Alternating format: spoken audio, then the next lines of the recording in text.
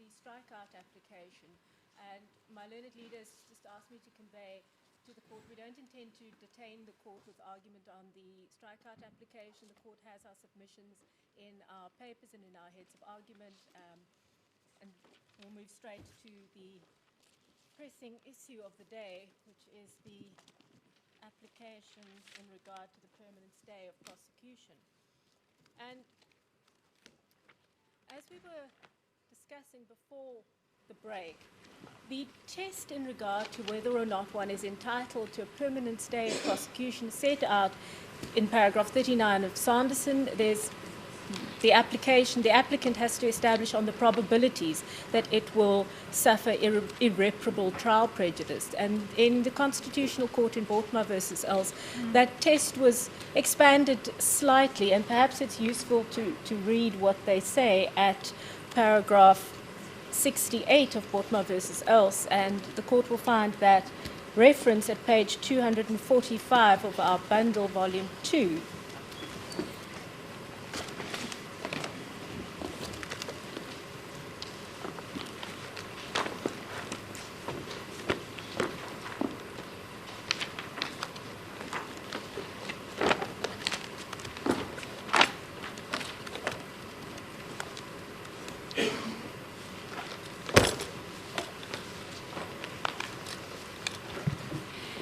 Right at the top of the page, it's headed 650, and it's about 4 lines from the top, and the sentence starts, irreparability in this context must therefore relate to insurmountable damage caused not to sources of testimony as such, but to the fairness and integrity of a possible trial. Put another way, to say that the trial has been irreparably prejudiced is to accept that there is no way in which the fairness of the trial could be sustained. So that's the hurdle that Thales has to overcome in this court. Thales has to convince this court that there is irreparable trial prejudice of the nature described in Bortma. Now, it has never been Thales's case that it has suffered non-trial related prejudice. Its case is squarely within the realms of trial-related prejudice. That's its case. But why I mention non-trial related prejudice is because the respondents make mention of the issue of Tallis's non-trial related prejudice not being limited. And you will find that reference in the answering affidavit of Downer at paragraph 27 at page 143. And that's Bundle A, Volume 1 of the Thales record. And in essence, what the respondents say... Sorry, the page number, Ms. Adhikari? 143, Justice Dane. Thank you. And what the respondents say is that Thales's non-trial related prejudice, and before I go there, it's not clear to Thales why the respondents raise the issue of non-trial related prejudice, because that is not Thales's case. But why I intend to take the court to what they say is that I intend to submit that it perhaps gives us an insight into how the respondents view the nature of the fair trial right when it comes to a corporate accused. This perhaps goes back to a question that Justice Steyn posed to my learned leader before the break. And what they say is that Thales has no human dignity, which of course is correct, it has no personal feelings. They say that as a consequence that it has, the fact that it's an accused has resulted in a less serious effect on it than if it were a natural person. And they say it's not been deprived of personal liberty. They accept in that paragraph that Ms. Guerrier, the nominal representative, is not implicated in the res gestae of the matter. She personally will not suffer any loss of dignity. She's not going to be possibly put in jail. She's not implicated. And then they say that Thales will only be subject to a fine if it is found guilty. So why do they say these things? And it's a question that's detained me for some time.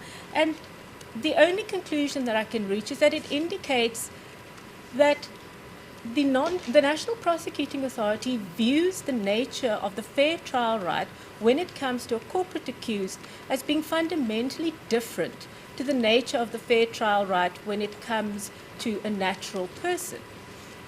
They accept that Thales has a fair trial right. But of course it would be illogical to postulate that just because you are a corporate accused, that the nature of your fair trial right is fundamentally different to that of a natural person.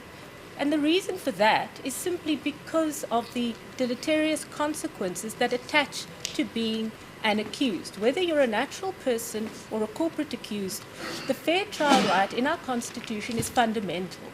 One of the cases, I think it's Sanderson, speaks about why the fair trial right is one of the longest rights, one of the most detailed rights in our Bill of Rights, because of its importance. And it's perhaps important to note that the legislature took a deliberate choice in allowing the National Prosecuting Authority to charge corporate offenders. And that's not a choice that every jurisdiction in the world has made. Some jurisdictions don't allow corporate accused to be prosecuted. South Africa has made a deliberate choice to do so. And having done so, the fair trial right that attaches to it must fundamentally be the same in regard to two things. In regard to the manner in which the courts protect that fair trial right when an accused, be it a corporate accused or natural accused, comes before it, and the manner in which the state takes action in order to deal with that corporate accused. So the state can't treat a corporate accused or be less vigilant in its protection of a corporate accused rights just because it's a corporate accused. And the reason for that is twofold, and it's said quite eloquently in the case that we cite in our heads, which is R versus CIP, which is a Canadian Supreme Court case. And what it says is if the proposition were that a corporate accused doesn't have a fair trial right, that would mean that society is somehow less interested in seeing a corporate accused prosecuted. And secondly, that the status of an accused could be determinative of whether it's entitled to rights. And that, of course, cannot be the case.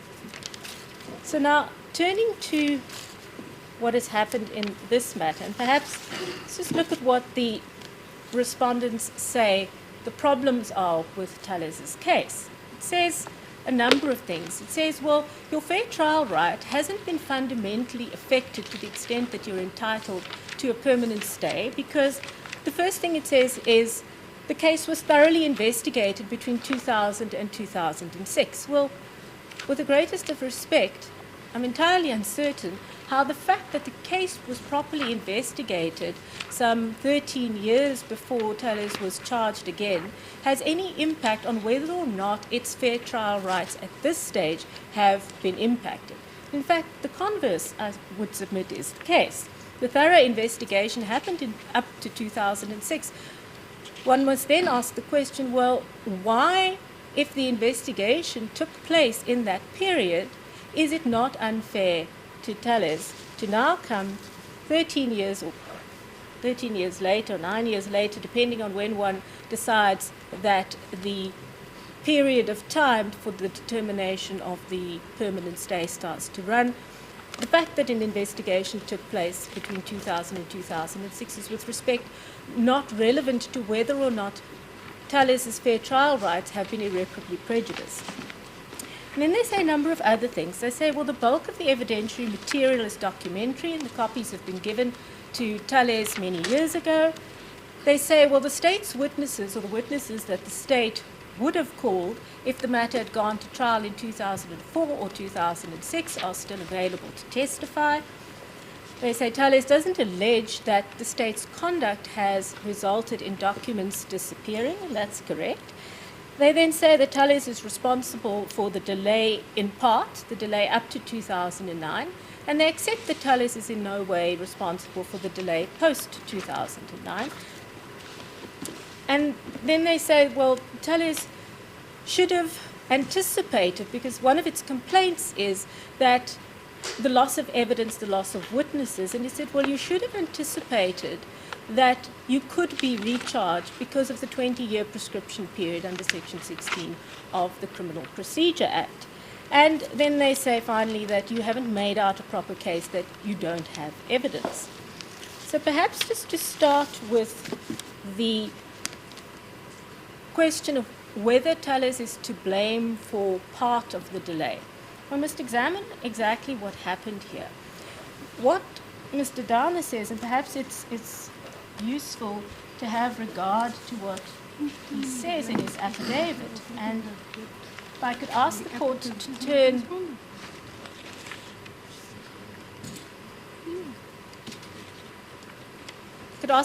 turn to page 139 of the pleadings volume, and that's paragraph 16 of Mr. Dana's affidavit.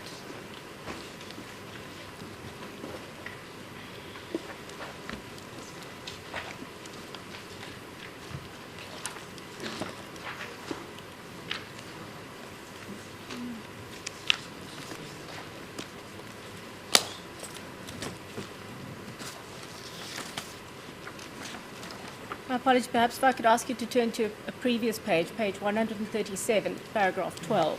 137. 137, paragraph 12. And that starts at the top of the page. And what the respondents say there is, had the Tallis Group not sought the withdrawal of the charges against Tint Pty Limited, it would have been tried together with Shaikh and the Incobi Group of companies in the trial starting 11 October 2004 and either convicted or acquitted at the end of that trial.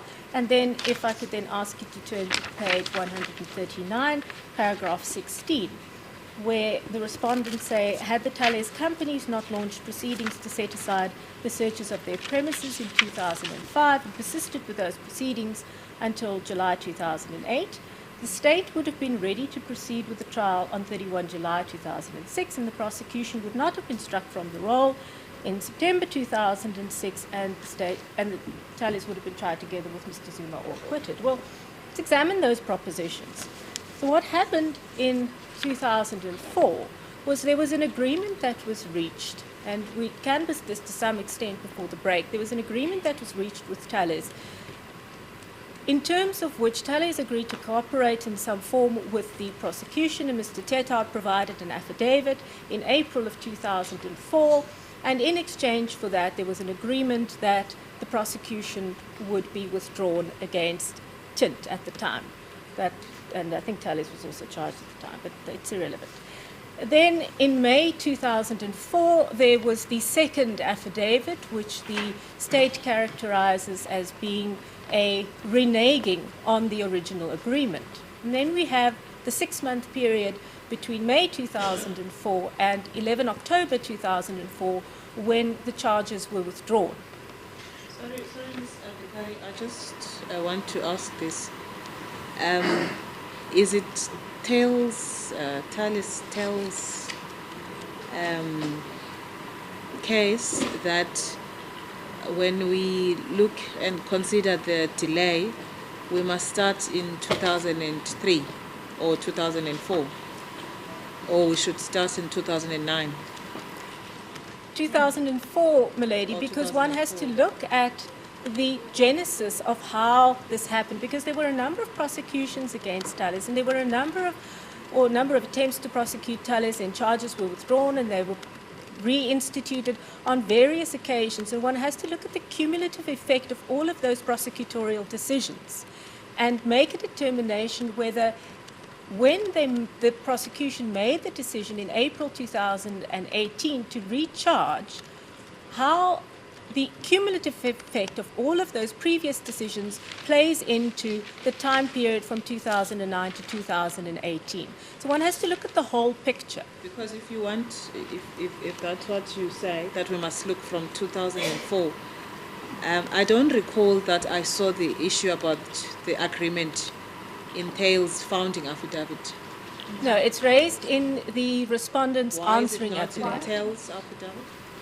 Well, Tallis didn't expect that it would be an issue that would be raised in the manner in which it was. But isn't It that is then a raised matter in that the that found- wasn't Thales' complaint? I think this is exactly what my sister, because the case, this being wrote by application, you stand up for what you make out in the founding. Can't make out the case in the replying affidavit. Yes, milady, that's Yes. quite correct. But what happened here was Thales said that there was an unreasonable delay, and the state comes back and says, but hang on a second, you were responsible for the delay from 2004 to 2009. And this Thales then attempts to explain. Thank you. My learned leader does point out to me that this was raised in the founding affidavit in the sense that we raise at paragraph 15 of the founding affidavit that there's been a 14-year delay. And that's at The page issue is 8 of the record. whether you raise that it is the Page yeah. 15. I mean, sorry, page 8, paragraph 15. But if we start at 2004, it should be the 15 years. Well, this affidavit was then drafted in, No, like look at the 2018. date when it was commissioned. Yes. It was drafted in 2018, so 2004 to, because the 2004 agreement, that was when there was an agreement to withdraw. So that's the 14 years. But in any event, the respondents tried to say, well, you're responsible for part of this delay. But if the court is not inclined to... This issue. If you wanted to start in 2004 to calculate or to consider the delay, why was it not made in the founding affidavit? Why did the applicant tell in this instance tell us all of the facts? Because in my view for now, if you haven't told us about the agreement in 2004, then there's something there. Tallis does raise the 14-year delay in its founding affidavit. It says there's been a 14 delay, there's a 9-year portion of the delay, and in total it's 14 years. It wouldn't have been better. There's a 14-year delay because when we were charged, we made these representations. Charges were withdrawn on this understanding, but then the state did not continue or whatever. Yes, Not just leave it on a one liner that there's a 14-year delay. Justice Poyedwate, if I could refer you to page 63 of the record, founding affidavit, paragraph 286. And there it says that given the passage of time since the prosecution was first instituted and reinstatement some 14 years later, Thales no longer has access to the relevant evidence or testimony. So I take your point that the agreement wasn't squarely raised, but You're referring us to? 63 Yes, we got it. and paragraph 286. So the 2004 agreement wasn't squarely raised, but the 14-year delay, and we say in terms in that paragraph that the prosecution was first instituted 14 years ago. No, but what And is the case that if is you- made out about 2004, for instance? Let's just take 2004. Yes. What is the case made by Thales there If I could in just- his founding affidavit? If I could ask you to turn to page 25 of the founding affidavit.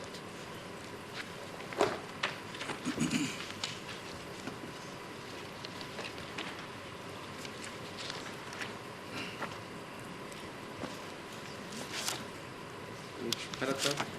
If you can start at paragraph 90, 91, 92, and then in paragraph 93, the agreement is squarely raised. Paragraph 93, the agreement is raised. Yes. Well, you have regard. Paragraph 90, after several postponements, the application by Tallis and Tetard was eventually heard in 2003. On that day, the parties reached an agreement. And then 91, we talk about what happened in February 2004 when Tallis was first indicted on charges. And then 92, following negotiations, another agreement was concluded I don't between the understand. representatives that the charges would be terminated and withdrawn against it. And then we say in 93 over the page that the charges were then withdrawn. Yes, can in you go terms of the back to later. paragraph 90, page 25? You talk about 27 March 2003, Yes, and then where is Yes. 2004, the April? Because the agreement was reached in April 2004. no, the agreement was reached before April, but the You said on affidavit that was day, provided. the parties reached an agreement Yes, on the 27th of March. It doesn't say anything about the agreement of the no, that's further on. If we read further on. And And then paragraph 92, following negotiations, an agreement was concluded between the representatives of Thales and the Minister of Justice and the NDPP that the prosecution of Thales would be terminated and charges withdrawn against it. And then a letter dated 4 May 2004 indicated that the state would withdraw the charges against Thales on 11 October 2004. So that's the agreement that resulted in the Tetard affidavits. So the allegation is then answered in the answering affidavit, and they say, well, you engaged in a form of deception. Trickery, I think, is the word used in the heads of argument, but they say that, well, you reneged on your agreement, but nonetheless, we, for whatever reasons, and I think they characterize the reasons as pragmatic reasons, and they say why they took the decision in 2004, notwithstanding the fact that they were of the view at that stage that Thales had reneged on its agreement. They said, well, there were pragmatic reasons, reasons related to concerns about whether they would be able to defend their decision to defend the agreement, but nonetheless charge Thales, and whether or not there would be issues of joinder in the Shaikh trial. And in essence, they took a prosecutorial decision. They didn't want to get involved in the potential issues, and so they went ahead and charged Mr. Shaikh on his own. And then from the period 2005 to 2009, the allegation is then made. So the submission simply is that once you've, as a prosecuting authority, taken a decision, exercising your prosecutorial discretion and being aware of all the facts, then that's a decision that you took and you're entitled to take that decision. But you can't then come back in your answering affidavit and say, but actually Thales, you're to blame for this. That's not the position that they took up at the time. And it's not appropriate to raise that in this context of this application. So then if one looks at what happened from 2005 to 2009, they say, well, if you hadn't gotten involved in the search warrant litigation, then you wouldn't be, then they say, well, the matter would have been ready to go to trial in September 2006, and I've read what Mr. Dana says. But that's not entirely correct, because what happens was after the charges were withdrawn against Thales, they were then re-indicted in November of 2005. And then on the 5th of January 2006, that's when the first search warrant case was instituted. That case was completed on the 4th of July 2006 when the Pretoria High Court dismissed that application. And then on the 31st of July 2006, that's when the state applies to Msimang J, or applies to this court in the matter that was eventually heard by Msimang J, for the postponement of the criminal proceedings at the time. And that postponement application was dismissed on the 20th of September 2006. So insofar as the allegation is sought to be made that somehow the search warrant litigation resulted in the prosecution not being ready to proceed, there was only one case that had been dealt with between January and July of 2006. So that's a delay of some 6 months.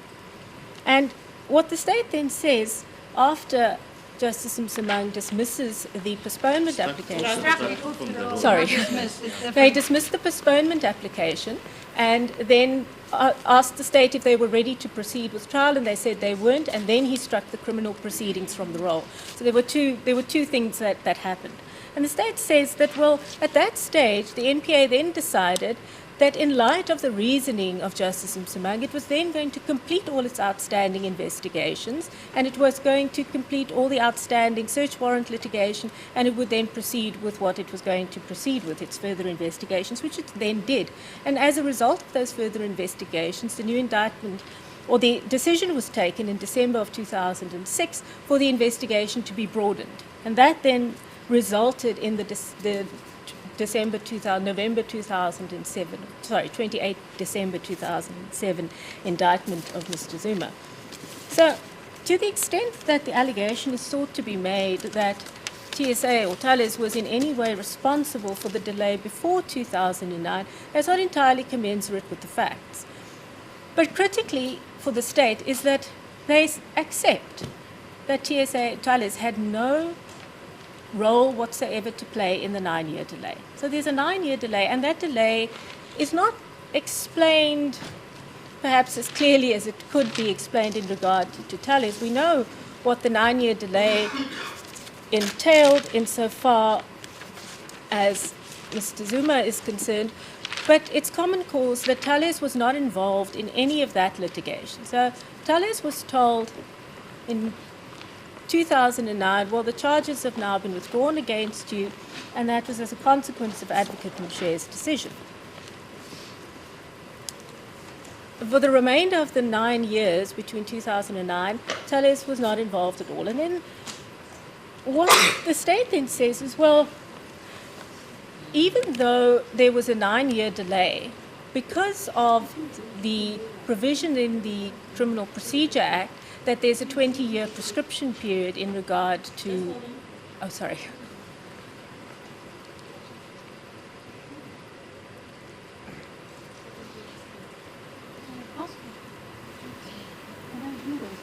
Ms. Adhikari, we're just wondering, this 9-year delay from 2009 Yes, and 2017 or 2018.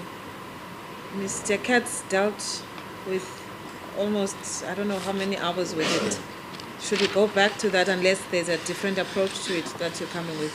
No, the point, I'm not going to deal with anything in regard to the 2009 delay, except to say that there was this 9-year delay, which is unexplained. And we know what happened with Mr. Zuma. It had nothing to do with Tallis, and that's the case on the papers. And so the court must take into account, is that 9-year delay, that 9-year delay will form part of one of the factors, the balancing act that this court has to take into account. And what Sanderson tells us and what Boltmer tells us is that one has to look at, in order to determine whether that delay is reasonable in the context of a permanent stay application, one has to look at the state's explanation for that delay. And insofar as Thales is concerned, there is no explanation as to why that delay happened in regard to Thales. But what we do have is we have the state saying that as from 2005, they had all the necessary evidence to prosecute TSA. And you will find that at page 198, paragraph 95.1.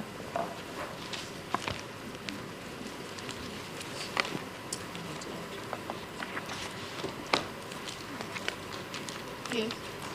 My learned Lena took you to that paragraph, but in a different context.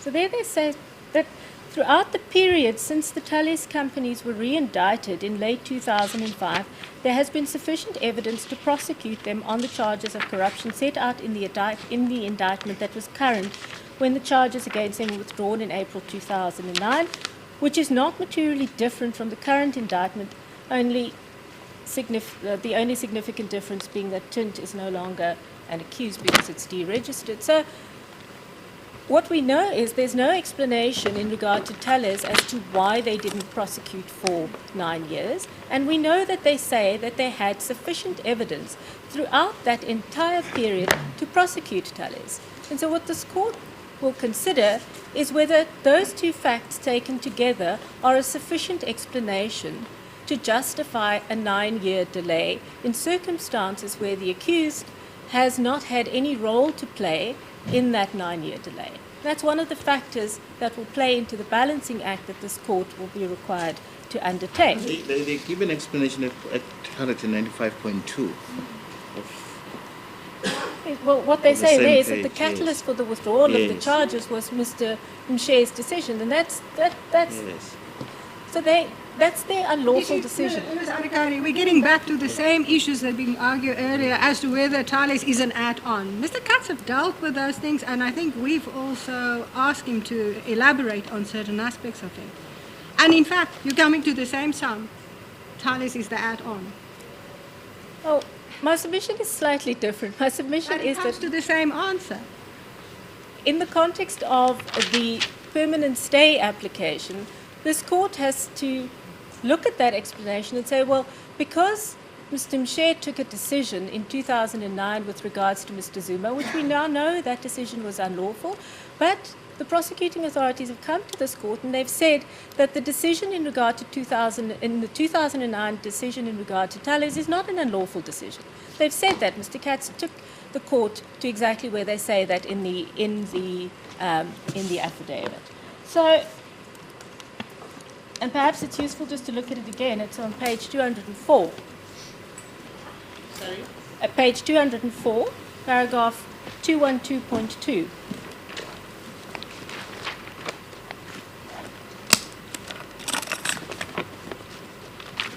They accept in the affidavit that it wasn't an unlawful decision, and at paragraph 212.2, they say that the April 2009 decision to withdraw charges against Tallis was not irrational. They say they deny the allegation or the implied allegation that the April 2009 decision to withdraw the charges against Tallis was not irrational. So what they're saying there is that it was a rational decision, and they accept in the affidavit that it was a lawful decision, and as they must on the basis of Curl and Oderkral. So that's all that I'm saying. Those are the factors that the court has to take into account in looking at the decision in regard to Tallis.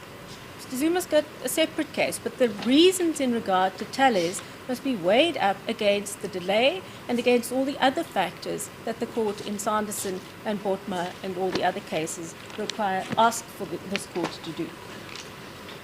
So, just in terms of the Curl and Oderkral point is that where a decision is taken by a public official and that decision is not challenged on review, the court must accept that that decision is lawful until it's set aside on review. That's the trite principle that is set out in Oderkral and Curlin, and the respondents don't dispute that characterization in the affidavits. They accept that as they must, because that is a trite proposition of law. So, then turning to the justification, they say, well, you should have realized and you should have taken steps to preserve your ability to defend against these charges because Section 16 of the Criminal, also Section 18, of the Criminal Procedure Act sets out this 20-year prescription. But with respect, that's a bit of a red herring because what Section 18 does is it says, and I want to preface my submissions by saying that I do not want to be misunderstood to be saying that the charges which Tallis is facing are not serious. They are serious. They're very serious charges. We wouldn't be here otherwise. They are serious charges. But what the legislature has done in Section 18, it has said all crimes prescribe after 20 years except for 9 enumerated crimes in those sections. And those 9 are 9 very specific, deeply serious crimes. They're murder, treason, rape, all of those sorts of crimes. So the legislature has taken a decision to put the charges that Tallis is facing in a different basket with everything else. And there's a range of charges and allegations under Section 16 that would fall under the Section 16 prescription period. Sorry, Section 18. I keep saying Section 16. My apologies. But it's not one of those 9 exceptions. So the question must then be asked, is it, in the context of a permanent stay application, sufficient for the prosecuting authority to simply say, well, because of the 20-year prescription period, you should have known? And one has to look at that supposition or that submission from the prosecuting authorities in light of the explanation that they give. Would it be, for example, so to test the proposition, would it be reasonable for the prosecuting authorities in a case of, say, a common assault? Take it out of the context of this case. There's a barroom brawl, somebody smacks someone else and they get charged with assault. The charges are then withdrawn against them at some point, and 19 and a half years later, you're still within the 20-year prescription period. For whatever reason, the prosecuting authorities come back and they say, we're now going to charge you. The court would demand an answer as to why. Why did you wait for 19 and a half years or 9 years or 14 years? Why did you wait that long? And the court will evaluate, because it may be so that there may be good reasons as to why the prosecuting authority has come back so late after having withdrawn the charges. And one would look at that in the context of the prosecution policy, which says that you're entitled to rely on a decision to withdraw. Of course, Are we it's not not a back at final decision. procedural rationality? No, I'm not arguing procedural rationality at all. But when we deal with the question of why, and we slightly here, you see, this is, I think, where the overlap comes between what you are submitting to us and what Mr. Katz has already submitted to us. My submissions are made in terms of the balancing act that this court has to look at. There are reasons. Okay, let's deal now with, since you want to deal with Section 18 of the Criminal Procedure Act. You know, if one has no certainty, and this is where the withdrawal leaves the no certainty flag or card, if we want to use the terms of Harams in the matter. The no certainty falls within where you don't have that the state has elected to now decline to prosecute.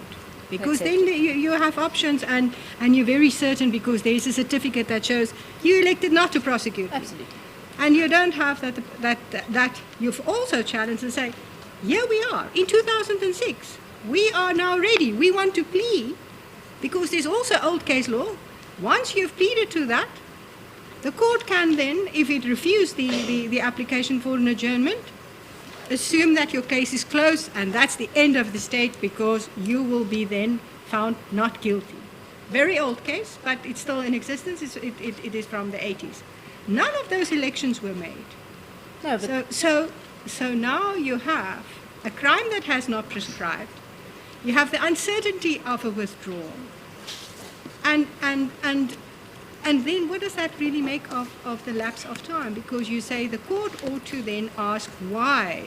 Now that I understand is part of the balancing thing, especially when we want to determine has the delay been unreasonable. Yes. The case law all dictates us yes. to do all that. But the fact is the number of years is not going to make the difference. No, the number of years, I have to accept that the number of years, the case law says that the delay is merely the triggering, yes, the triggering mechanism it. for the court entering into this debate, and I fully accept that. But when Justice Steyn, you put to me that, well, you didn't make an election to plead to the charges in terms of that old case, why would Thales have had to do so when the charges were withdrawn? There was nothing to plead to. So that's not an election. I agree with you, Ms. open to it. Adhikari, that the state was then after. Remember that at that stage, when Ms. Simang struck the matter off the roll, Yes. that wasn't a withdrawal. No. That wasn't a withdrawal. I'm speaking of that stage. That was where Tallis could say, we are here, and we are ready, and we know that there are certain benefits for us because we know the law. We want to plead to this charge. And the court is depriving us of an opportunity to plead to this charge. But that's not what Thales did. No, and in fact, was the postponement opposed or not? it was as far as I understand it, it was a fully opposed postponement application that was argued before Justice Simang. Yeah. It was an opposed postponement application. So it was I have opposed. to concede that. But Justice Simang took a decision that based on all the evidence, a case for a postponement had not been made out. So with respect at that stage, once he struck the charges from the roll, that was the end of the matter. Why would Thales, as I was speaking reasonably before that, Ms. Adhikari. Let's, in case we're misunderstanding each other. Perhaps I am, yes. My question relates to the fact before the decision was taken to strike the matter. Because if Thales wished and elected to have its case heard, it could have not opposed any postponement, and it would be in a position to plead to the charges and to a verdict. But that was not the election exercise. Lady, the state asked for the postponement. No, true. But it's about who opposes. I hear what your ladyship is saying, but with the greatest of respect, Justice Steyn, that is not the respondent's case on the papers. That is not the respondent's case. The respondents don't say, well, you should have pleaded to the charges in 2006. Their case is that you shouldn't have gotten involved in the search warrant litigation, and that's why we were not ready to proceed. And I've demonstrated to your ladyship that that is not entirely correct, because there was only one search warrant case at that stage, and it had been dismissed. And in any event, the state asked for postponement at that stage because it said that it needed to complete further investigations. That's what it said. So I'm not entirely certain whether if Tallis had said at that stage, well, we're not going to oppose this postponement application, we demand to plead, the state would have said, well, we're not ready to proceed with the charges yet, because that is what happened. You see, but that So was a how would- procedural avenue. That was a procedural avenue that was open to say, we are here. So when I look, and these are just one of a number of factors. What are the procedures open to the litigant, i.e. the accused when he was before court? Yes, the status dominus litis, that we accept in the system, but there were certain elections that were made procedural elections. And after 2006, there's also then another delay caused by various applications before court. But from 2006 to then, we get the whole 2007, and the delays there, we don't need to go into those, but those relate to the various issues that resulted in the delayed indictment, and that's got nothing to do with Tallis. That didn't involve Tallis, those delays. Those delays were between the state and look, at that stage, I must correct myself. At that stage, there was ongoing search warrant litigation in that period. And at that stage, in any event, there was no final indictment to plead to. So I'm not certain what Thales would have been asking to plead to if there was no final indictment in circumstances where the state had come to court and said we need a postponement because we've now got the KPMG report and there are all these other documents that we've gotten out of the search warrants that we'd effected, and we need to do further investigation, because that was what their case was, as I understand it. So the court will look at that, and the court will look at the explanation that the state gives, but all of that doesn't relate to the 2009 delay. So while the court may say, well, there was a delay, and perhaps Tallis, and I don't concede this, had something to do with the delay from 2005 to 2009, but with regard to the 9-year delay, none of the propositions that the court has put to me have anything to do with the state's reasons that it sets out in its affidavit as to why 2009 decision and why there was that delay to 2018. That 2009 to 2018 delay related solely to the decision that Mr. Mshe took, or Advocate Mshe took, in regard to the proceedings as they related to accused number 1, and that again had nothing to do with Tallis. And so the court will evaluate whether that's a good enough reason in the context of this case. And then we come to essentially the fundamental aspect of Tallis's case, which is it says it doesn't have the ability to put up a defense.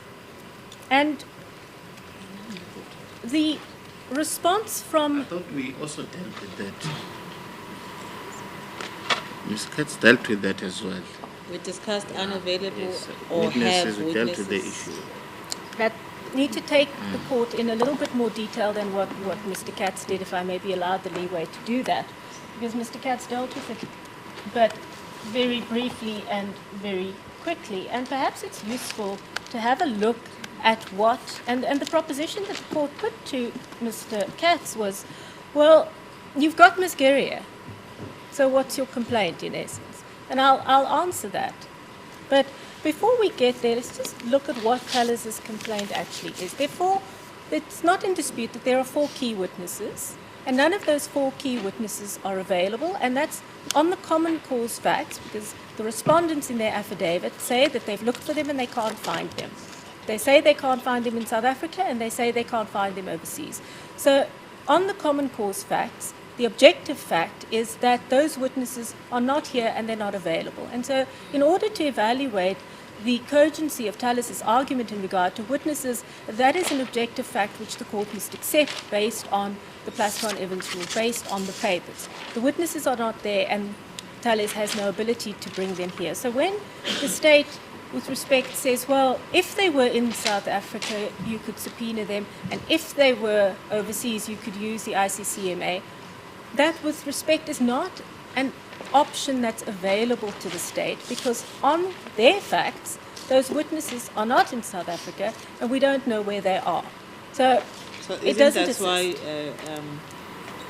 my sister raised the issue that wouldn't the trial court be of assistance when you require those witnesses? Well, Because we know, except for Mr. Tetard, we're not certain. We know that they are alive somewhere. Well, with respect on the papers, we don't know that. What? On the papers, we don't know that. We say that we know that Mr. Mwano has Alzheimer's. No, when you say you don't know that, what is that? We say on the papers that they are not available to us, and the No, state in answer. didn't I say they're alive somewhere? they are. Not, I Some did of not them are use the sick word and not available currently. at this stage. Perhaps said they're I need alive. to deal with that. I need to deal with that now. But Mr. Katz. So the made- only dispute really relates to Mr. Tetard, whether he's still alive or not. The other well, that witnesses was are in still Mr. available. That was in Mr. Zuma's Yes. case, and then Mr. Katz got up and said something about where Mr. Tetard was. And Yes. with the greatest of respect to my learned leader, as much as the state doesn't know where they are, as much as my client doesn't know where they are, my learned leader also doesn't know where they are. And I've canvassed this with him, and I have permission to make that submission to the court. That was not a submission that could be made on the papers. It's not on the papers where they are. What's on the papers is we say that they are not available to us. We say But then Mwano, Your own client had conversations with with Mr. Mwano. Moynot. That Yes. Mr. Mwano, yes. Yes, Mr. Moynot on page 58, paragraph 259, it reference is made. And then as to what Mr. Tetard's position is, goes on from paragraphs 261 onwards. And then Yes, and that's again the we have to look 2009 at to Joe Moron, which is 267 and onwards. So my sister is quite right in referring to this, because in the founding, reference were made to each one of these witnesses. Well, let's just look at what actually they say. She says, and my submission in regard to the other witnesses was, we do say that they've had contact with Mr. Mwano, and we say he has Alzheimer's disease, and that is disputed by the state, but the state says in any event he's not a key witness. So those are the common cause facts in regard to Mr. Mwano. I think In regard to Mr. the high Tetard. watermark is to the best of my knowledge. She doesn't Yes. say what you base the knowledge on. She says to the best of my knowledge he has Alzheimer's. Yes, that is correct. That is what she says, and the state says, well, you haven't proved that, but then they also say he's not a key witness. So how that takes us anywhere, not entirely sure. But in regard to Mr. But it's not for Tetard, the what state to say. It is in this instance. It is the litigant, Thales, who wants to convince us that our witnesses and our directors who we can consult with are no longer available. If I can just, perhaps firstly, just in regard to your Yes. question to me that there were dealings with Mr. Tetard, in paragraph 261, that's as far back as 2009. She said that's what she says, and then she puts up an affidavit from Mr. Tetard in 2009 where he says, I'm not coming back. From paragraph That's 251, 56. 262? the 256 onwards.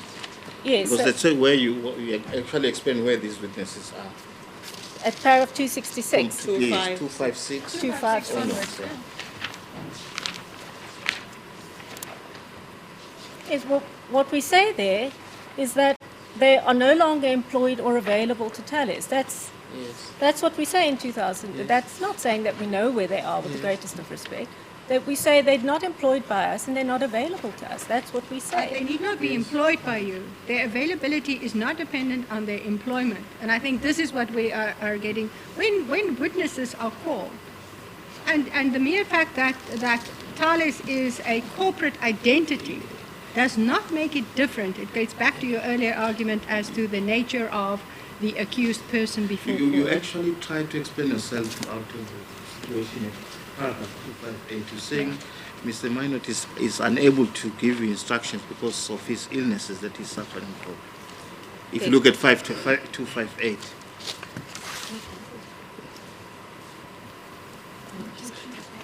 Page 58, paragraph 258. Yeah. Yes, and that's where Ms. Guerrier says, to the best of her knowledge, Mr. Mwano. So we don't say that we don't know where Mr. Mwano is. We say he's not available to us because he has Alzheimer's. That's what he says, but that's disputed by the state. That is disputed You actually by go the state. further at paragraph 259, you say your attorney, Mr. Dreeman, can confirm this, and he spoke to this gentleman, Mr. Minor. Yes. What is Alzheimer's? Sorry. When people can't remember, when they get old and they can't remember. So if he has that, how did he remember Mr. Dreman? I'm sorry, but I'm not sure what It's the relationship is referring to. 259. Yes. Yes. So that is what Ms. Guerrier says. She says she's aware of Mr. Mwano's medical condition because it became clear to her from her discussions with him that he has got significant difficulty recalling past events. And she said Mr. Dryman has also had conversations with him. So the submission there is not that Mr. Mwano had any knowledge of Mr. Dryman. It says what Mr. Dryman says and what Ms. Guerrier say. There's no submission made there that Mr. Mwano has said anything, Justice Poyadwate. But Just in hold any on for event, me. if I may Just hold on for me. And deliver me some guys, what you say there? So,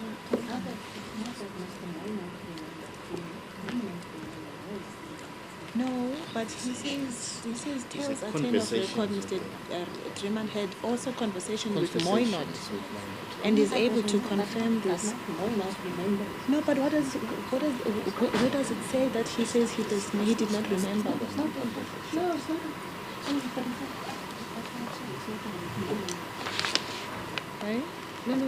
not. There's nothing here that says he couldn't remember me or.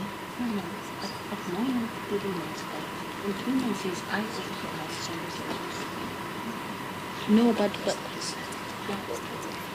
She's missing the point that the conversation doesn't say you can't remember. I think you're right.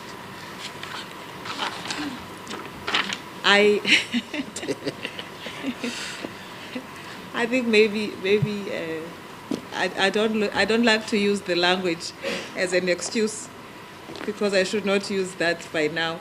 But let's read 259.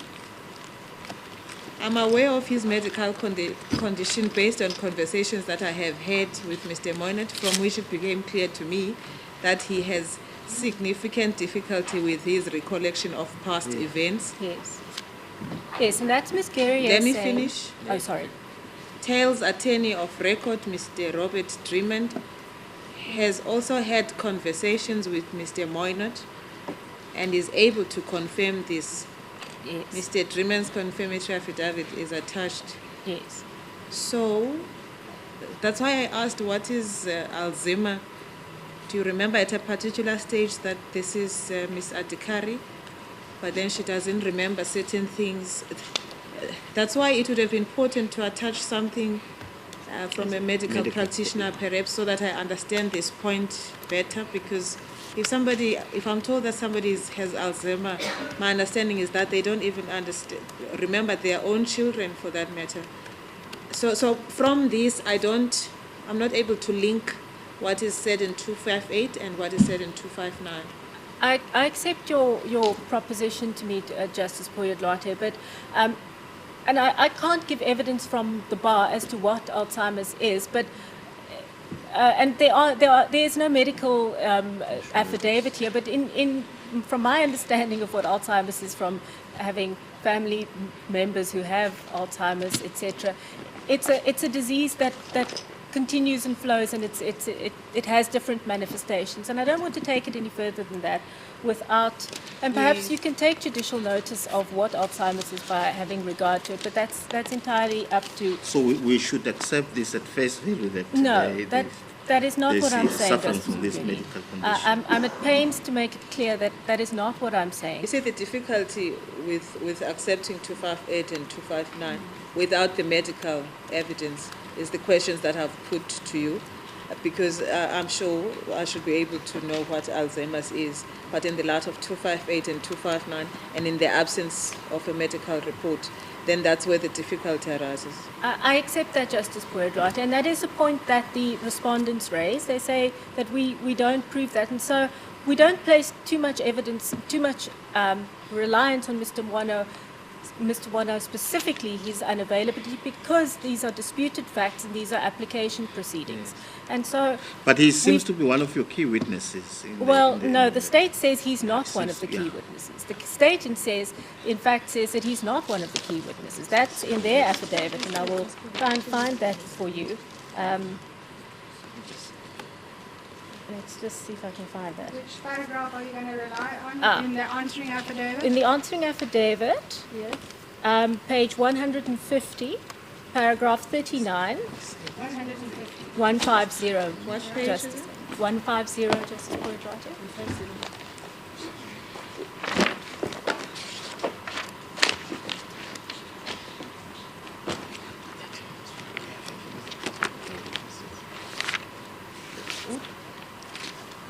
Which part do you want to rely on in page one? But my Paragraph point is this, I 39. see what you're talking about. My point is, insofar as your case is concerned, the case that you pleaded, he's one of your important witnesses.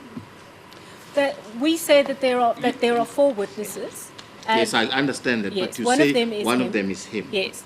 The state then disputes that and says, well, you haven't shown that he is objectively unavailable because your reason for saying that he's objectively unavailable is you say that he has Alzheimer's and you haven't put up any medical evidence. But the state then qualifies that, well, not qualifies that, they go further in paragraph 39 and they say that he was not a central actor in the events giving rise to the charges against the applicant. He was not an officer or employee of Thales in South Africa between April 1998 and the third quarter of 2000 when most of the key events occurred, and Tetard was the local representative. And they say Wano was a local representative before April 1998 and again from late 2000 onwards.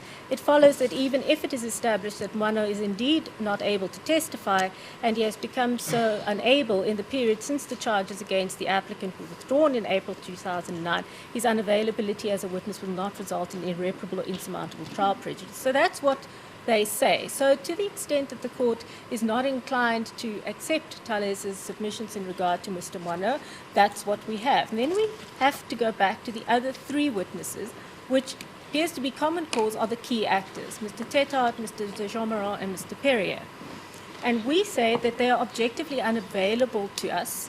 And the state then says, well, you haven't shown that to be correct, but on the same page 150, at paragraph 40, they say that Colonel Deploy has investigated their whereabouts and there is no evidence that they are in South Africa.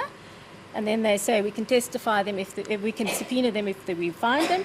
And then in paragraph 41, they said if they are overseas, Deploy's inquiries through Interpol have not turned up any information about their whereabouts. So when the state, or my apologies, when the National Prosecuting Authority criticizes Tallis as a private company and says, well, you haven't told us what steps you've taken. Here we have the National Prosecutorial Authority with the machinery of the state behind it saying we've gone and looked for these people and we can't find them here, and we've engaged the officers of the international police forces and we can't find them. So what further steps?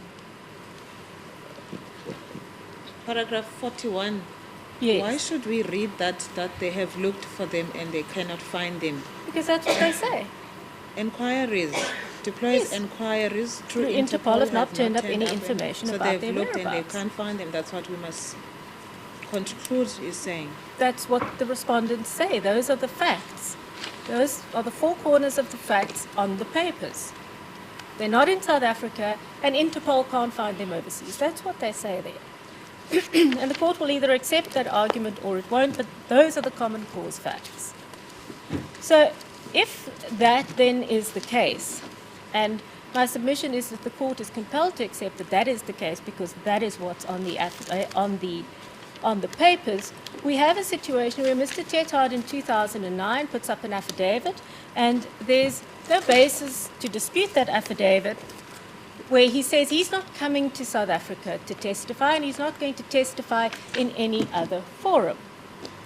And the court must accept what is said on the papers in regard to the whereabouts of the 3 key witnesses, because to do otherwise would be to engage in an inquiry which would require the court to accept facts which are not in evidence in these motion proceedings. And the court cannot do that with respect.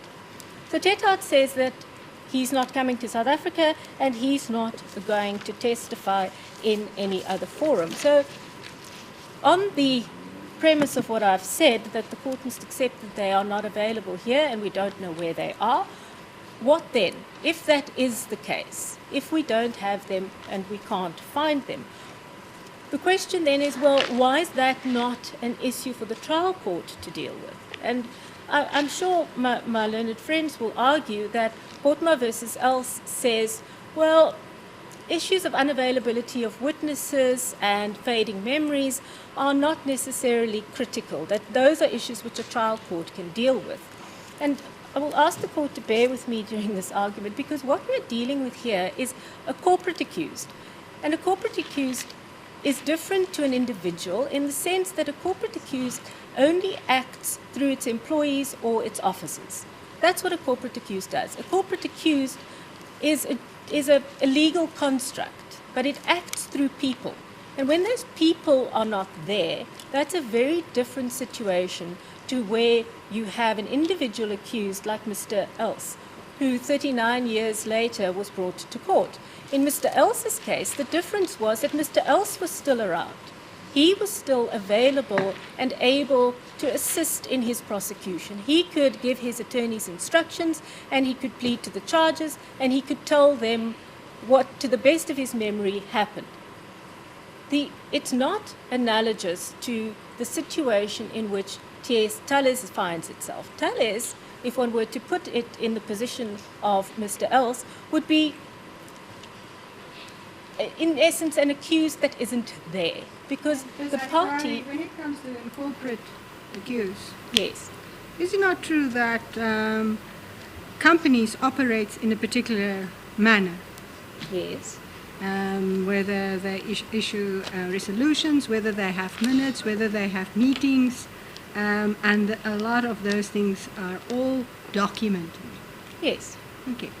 So, how will that then impact on the trial prejudice that the Thales allege it will suffer? Well, because you have previously dealt with the nature of the accused person, and we're back at the nature of the accused person.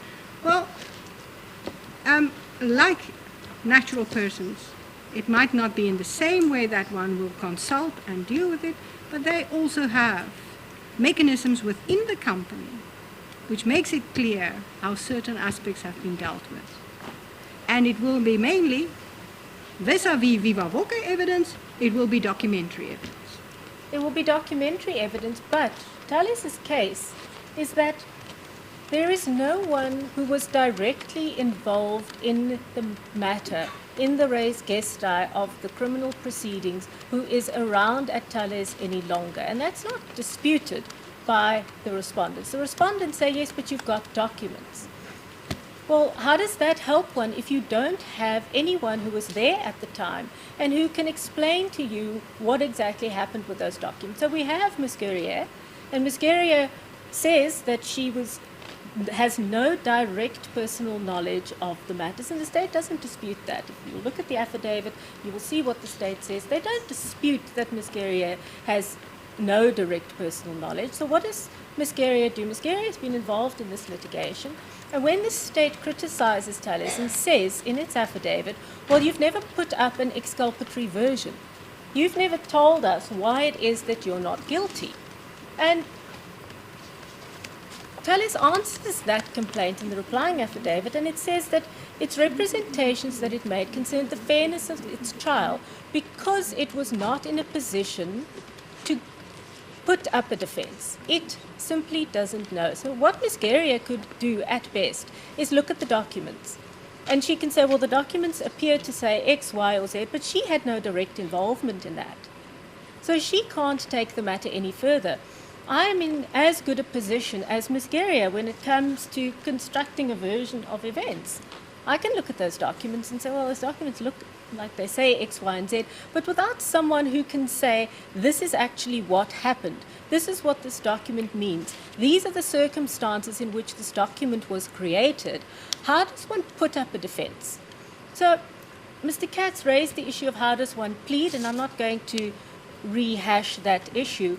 But if, for example, one could notionally plead, and there's a provision in the Criminal Procedure Act that says if an accused doesn't plead or refuses to plead, then the court will enter a plea of not guilty. I'm not saying we're in the same position. I think we're in a fundamentally different position. But let's assume the court then enters a plea of not guilty on behalf of Thales. What then happens in the trial court? The state calls its first witness. What does Thales do? How do Thales' attorneys, without having anyone from whom they can take instructions about those documents, about what is said, about that evidence that's being led, how do they dispute that evidence?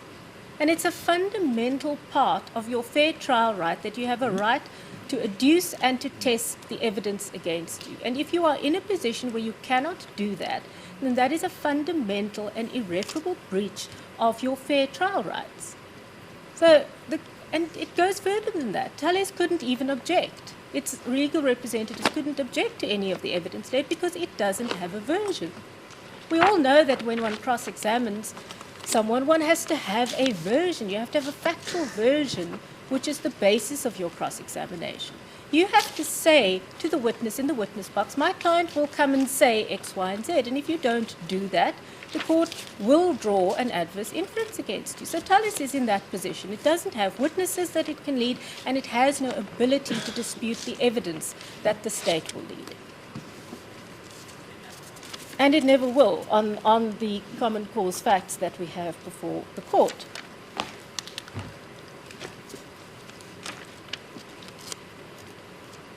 And then the other point that the respondents make is they say, well, you've got access to these lawyers who had assisted Thales in its previous litigation, and they name various people. Let's also address that. Well, he addressed that in one way, but he didn't address it in the context of what it means in a permanent stay. So what happens when a lawyer consults with their client? All that happens is you sit in a room, you ask your client some questions, and they tell you a version. That's what happens. And anyone who's sitting in this courtroom with a law degree and who's ever run a trial knows that you can sit and consult with your clients and your witnesses for days and weeks on end. And they will give you a particular version and they will stick to it in consultation, and you put them in the witness box, and on cross-examination an entirely different version pops up. All three of the justices sitting here, you've seen this happen. It happens. So the value of what an attorney or counsel can tell you is irrelevant. They can't tell you whether the version that they received in consultation from the witnesses at the time is true or not. They're not in a position where they can give instructions to Thales' attorneys as to what Thales' version should be. And the same applies to the suggestion that, well, Thales has got access to the exhibits and the evidence and the transcripts in the Shaikh trial. And I'm not entirely certain what that proposition is meant to convey, but perhaps there are two versions of what that could be. They appear to be saying that what Thales needs to do is it needs to look at what happened, the proceedings in another court involving a different accused, involving different charges, and there may be some overlap, and then you've got to work out from that evidence what your version is. Could that ever possibly be a reasonable way to deal with a fair trial right? And the answer must be no. And if the suggestion is that, well, you've got to look, because there's a suggestion that, well, the findings that were made by the Shaikh trial court prove certain things conclusively. Well, if the suggestion is that you've got to look at what was proved before Squires J and simply accept it, then why are we having a criminal trial for Thales?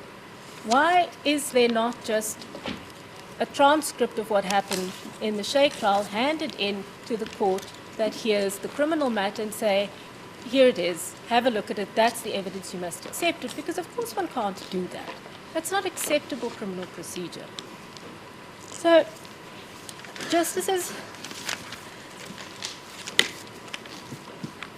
The submission is very simply that on all the common cause facts, taking into account all of the factors that this court must take into account in the balancing exercise, that the inescapable conclusion is that Thales cannot get a fair trial. Fair trial rights have been irreparably damaged, and the reason that its fair trial rights have been irreparably damaged is because of the 9-year delay. It is not in this position where it doesn't have witnesses because of its own culpability. It is in this position because of the 9-year delay for which it bears no responsibility. And the court must weigh up the prejudice to Thales, which I've demonstrated hopefully to the court, and the court must then weigh up the period of the delay and the reason that that prejudice inheres to Thales, and determine in the balancing exercise whether Thales is entitled on those facts to a permanent stay. And my submission is that it is so entitled. If I may just consult. Yes.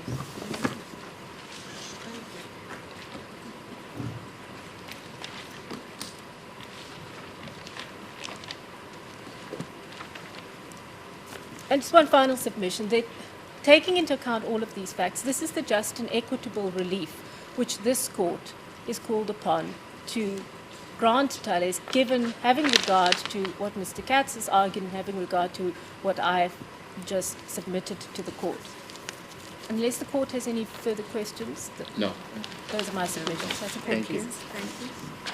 Mr. Quakenbach, are you ready to?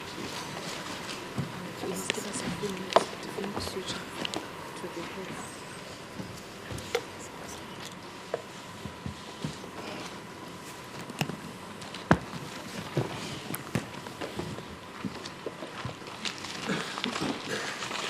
Could you just bear with me, please?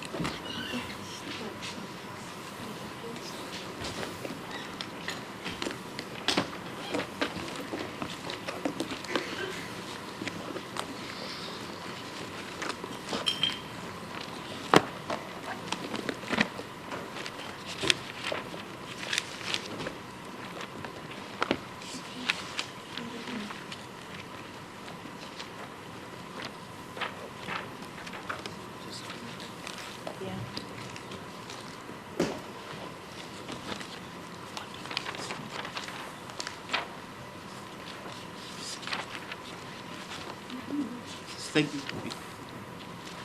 May it please you, my lord, my ladies. The division of labour between myself and my learned friend, Mr. Trengove, who will also be making oral submissions to this court on behalf of the state, is the following.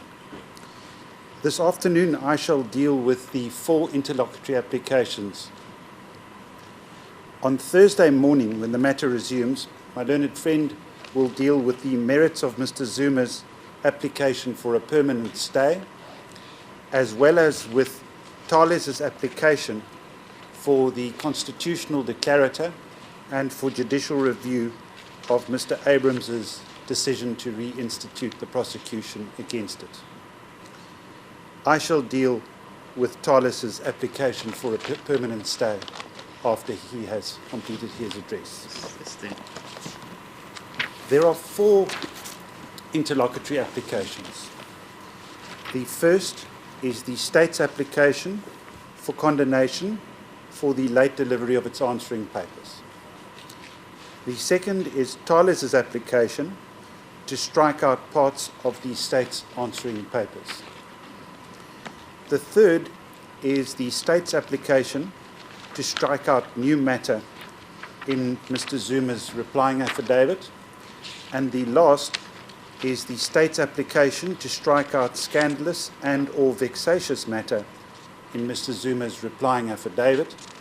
And allied to that are the attacks addressed in separate heads of argument on my learned friend, Mr. Downer.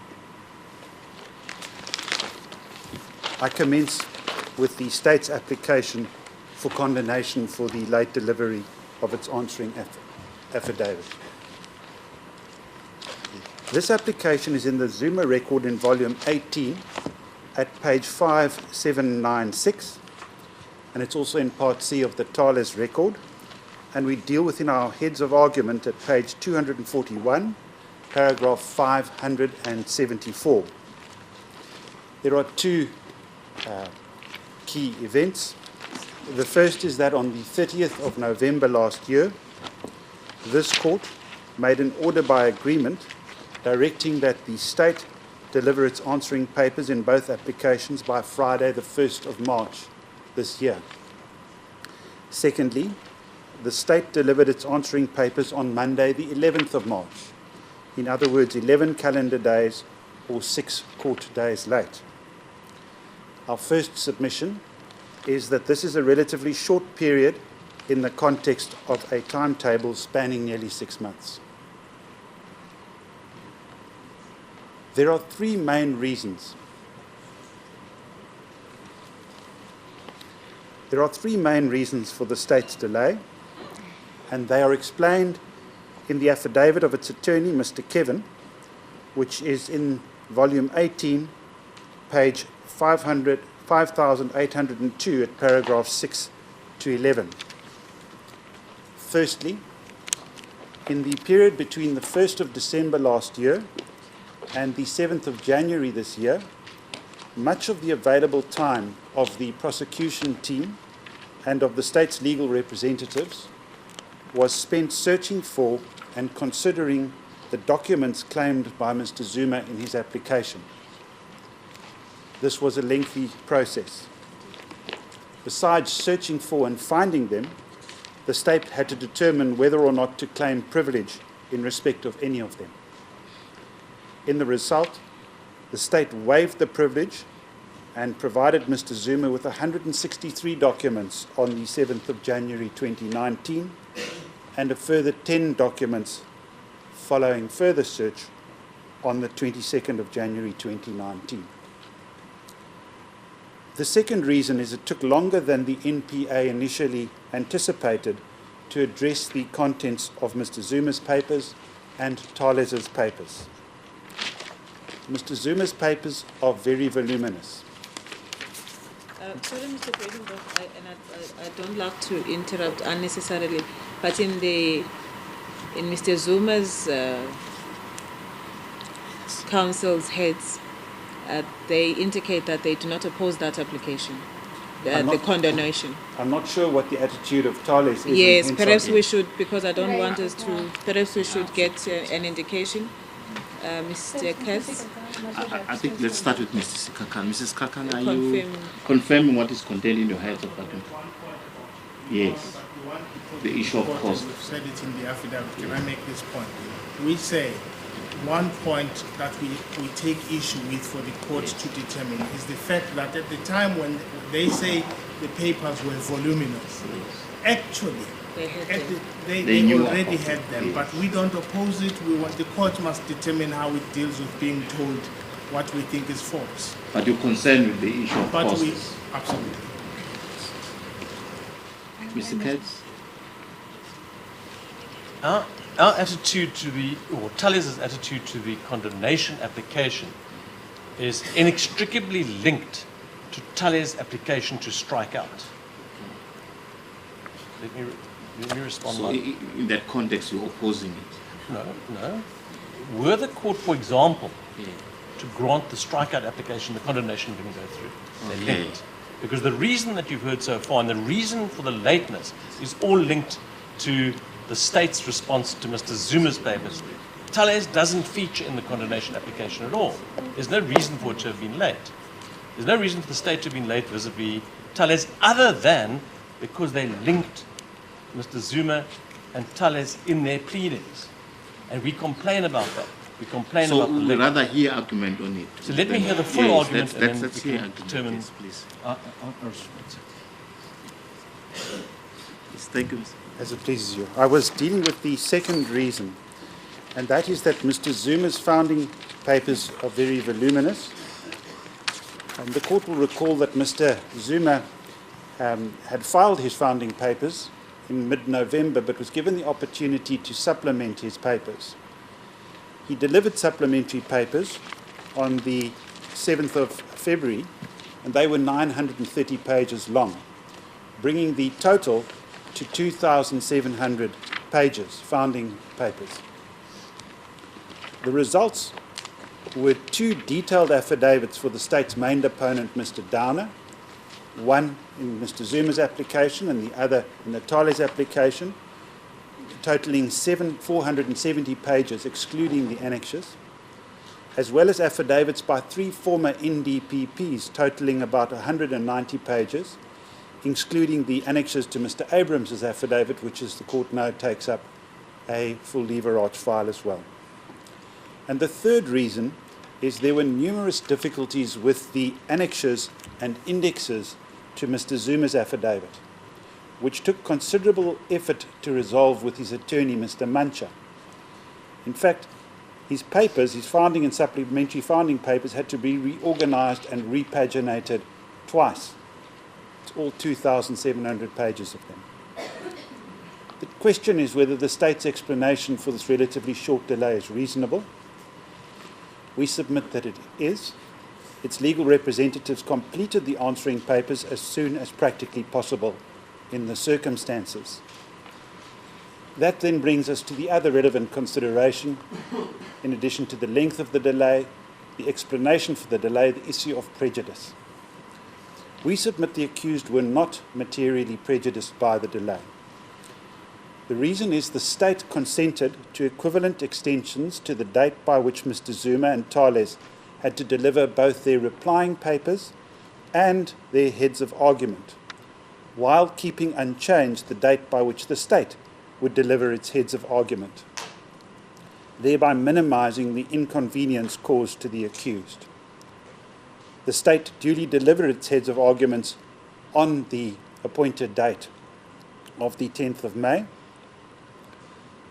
The overall criterion or yardstick for applications of this kind is the interests of justice. We submit it would be inimical to the interests of justice for this matter to be decided without reference to the state's answering papers in the circumstances that I've just described. We consequently submit it would be in the interests of justice for the condemnation and extensions of time to be granted, and we accordingly ask for orders in terms of paragraphs 1, 2, and 3 of the Notice of Application dated the 14th of March 2019. That then brings me to the second interlocutory application, which is Tyler's application to strike out parts of the state's answering affidavits. This application is in Part B of the Thales record, and we deal with it in our heads of argument at page 255 from paragraph 601 and following. In essence, Tallis objects to all the passages of Mr. Downer's answering affidavit in its application, which incorporate by reference parts of his answering affidavit in Mr. Zuma's application. Now, although these two applications are separate, on the 30th of November last year, this court ordered by agreement that they be heard together in this sitting. The reason the parties agreed to this arrangement, and this court went along with it, is the applicants are the two accused in the same criminal matter, and they have both applied for the permanent stay of their prosecution based on an unreasonable delay since they were first charged during 2005. The main reason the state adopted the modus operandi it did was to avoid having to duplicate the extensive chronology of the prosecution in its answering papers, which is, of course, an essential element for the... Mr. Reichenbach, sorry to interrupt you, but when I understood the papers filed on behalf of Tallis, It particularly took issue that what was brought was a neat, very defined application, Yes. separate from that of Mr. Zuma's application, and that they were prejudiced to trawl through the whole of the affidavit of Mr. Downer in dealing with their case. What they expected was, because it was brought in a different forum, and I think that's where your argument would be that irrespective, it's still this court, and the decision was brought that they will be simultaneously heard. It's my lady. So perhaps if you could just indicate to us as to whether it was necessary to bring it in the fashion it was brought, and for the purposes it was brought. Yes, thank you very much for the question. We submit the following. Firstly, no good purpose would have been served by duplicating the chronology, and the court requires the chronology for the determination of both applications.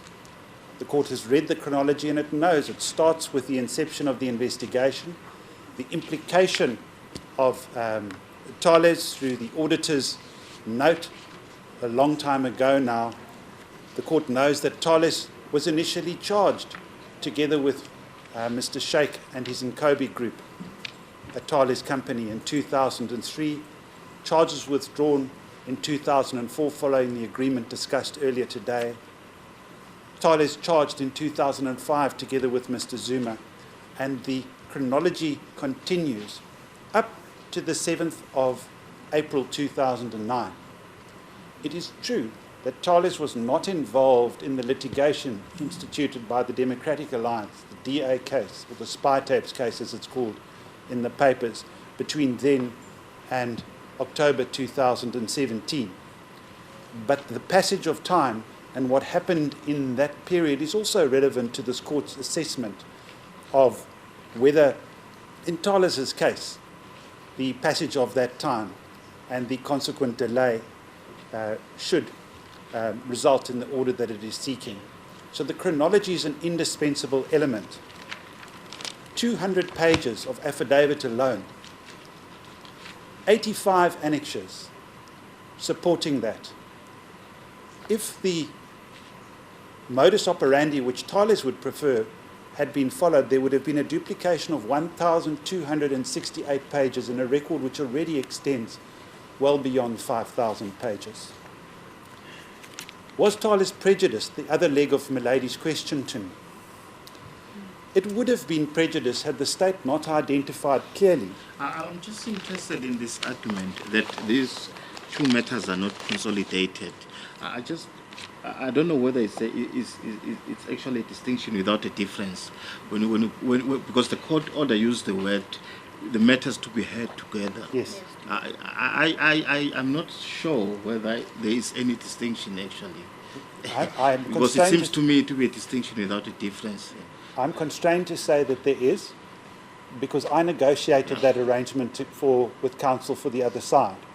And my learned friend, Mr. Katz, was insistent that the order not say that they be consolidated. But what was the purpose of dealing with the same judges, one judgment dealing with the matter? And what was the purpose of for hearing them together if you're not going to give one judgment? He did accept, and it was so put to the court that it would be in the interests of justice that these two applications be heard and determined by the same panel. Yes. Conversely, it would be inimical to the interests of justice that different judges be seized with these matters. But as to the separateness of the cases, he pointed out, and this has been pointed out in open court before, that his case was brought on a civil form under a civil case number in the Durban court. I understand that it might be, but does it really matter when you're going to have one judgment, a single judgment in both matters? It doesn't. It doesn't matter in a practical sense. So I'm constrained to agree also with your lordship. Maybe we have to do two judgments. I'm not sure, but I hope not. We took it one step further to add insult to injury for Thales. Not only did we organize the papers in that way in order to avoid the duplication to which I've referred. But that's precisely what I'm trying to get at. That was the reason why these matters are dealt by by one panel. We filed a single set of heads, as we did in 2006 in the proceedings before Mr. Msimang, when there were opposition to the postponement application from both of the accused in this matter, and stay of prosecution applications from the two of them. Judge Msimang never dealt with those applications because he ruled that the postponement application would be dealt with first, and he refused it. When the state wasn't ready to proceed, as the court knows, he struck the matter from the roll, and that obviated the need to deal with these kinds of applications then. So the issue then is, are they prejudiced? Did they not know what parts of the affidavit of Mr. Dana and Mr. Zuma's application they had to consider? Is it not in their favor that you have the litigation that ensued, that they were not involved after the 2009 decision? Is it not in their favor that that has been brought before the court, so that the court can, in the balancing act, assessing the merits of their case, can also consider that? The court, the answer to that is that I accept that they were not involved, and I will be dealing with they were not involved in that litigation. Yes. And I will be dealing with how this court should deal with that in the balancing act when I address the merits of the stay application on Thursday. But what I do say is that in order for this court to make the balanced judgment... So the upshot of it is that we have to have those facts before us. It was a very long time. Yes. Why did it take 9 years? Was the state to blame for everything? Was the state or Mr. Zuma jointly to blame for it? You'll hear Mr. Chengove of that on Thursday. Those are facts that the court is going to have to consider and weigh those facts in relation to that period of delay in the scales, in ultimately reaching the decision which the court has to in any application of this kind. But the real complaint, as I understand Mr. Katz's submissions, are that you just like treating them like an add-on, and they are not an add-on. So what do you say to that? That I will deal with. Well, my learned friend, Mr. Chengove, will deal with that. But that's the attack on the rationality and legality of the decision. That will be dealt with in its merits on Thursday, and I don't want to get ahead there. As far as this is concerned, my last submission on this application then is they knew, because they were told what parts of Mr. Dana's affidavit in the main case they had to read. I refer you to two parts of the record. First, in the if the court would have regard to paragraph 6.1 of Mr. Dana's answering affidavit in the Thales application. It's in the Thales record at page 133. It explained what parts had been incorporated by reference. And then there was correspondence when this issue became a point of contention. The state explained this in a letter dated the 18th of March 2009. And we also explained in our heads what the portions are. That letter was attached to an affidavit by Mr. Caven, and the parts that were incorporated were the following. In volume 10 of Mr. Zuma's application, the introduction, 13 paragraphs, which start at page 2685. Then 2 paragraphs in the next section, page 2718, paragraphs 79 to 81. I apologize, 3 paragraphs. And the chronology to which I've referred, which runs from page 2725, paragraphs 95 to 510. It was explained in terms to them that that is what was incorporated by reference, and the absence of prejudice is underscored by what happened subsequently. Firstly, Tallis had no difficulty in compiling this record. It did so, including the relevant parts of Mr. Dana's affidavit. And the second is it delivered comprehensive replying papers and heads of argument engaging with the merits, and it has addressed oral argument comprehensively engaging with the merits.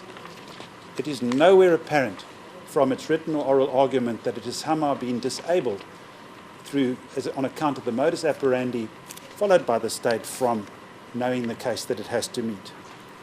We accordingly ask that its application to strike out be dismissed with costs, including the costs of 2 counsel.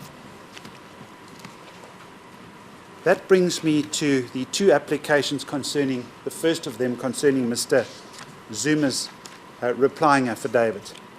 And I shall deal first, with your permission, with the application to strike out the new matter raised in his replying affidavit. It has been filed in an addendum to volume 18 of the Zuma record. It is independently numbered from page 1 and following by Mr. Zuma's attorney.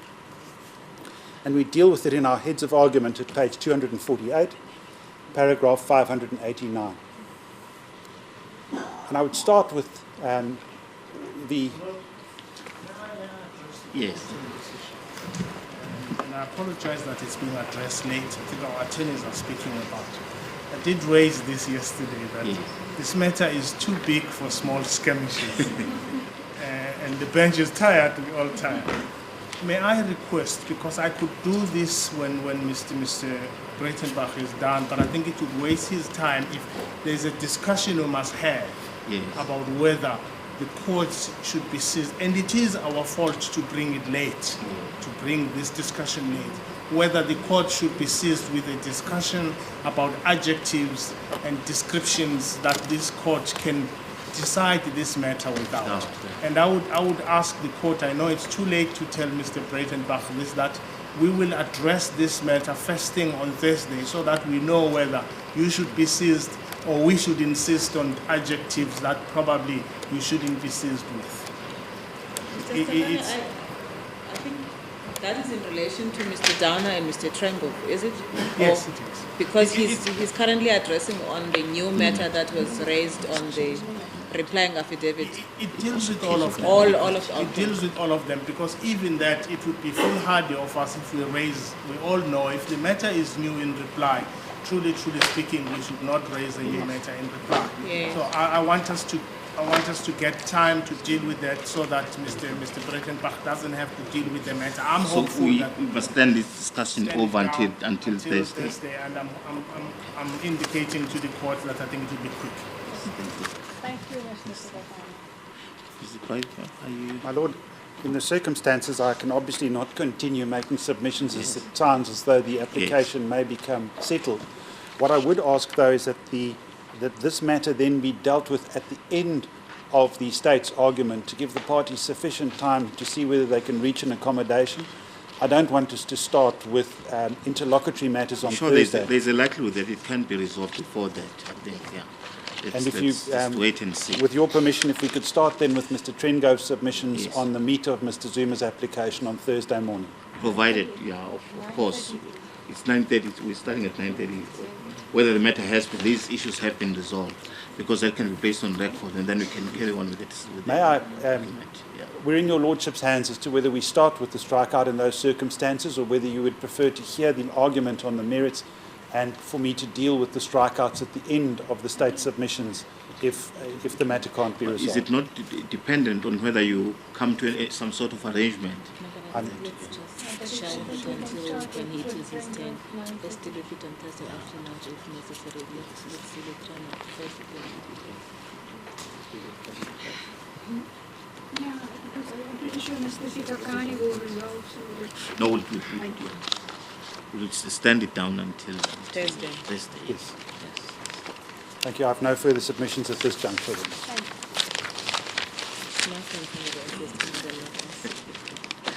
Mr. Sikakan, I think it's nice when somebody else is tired, not the court.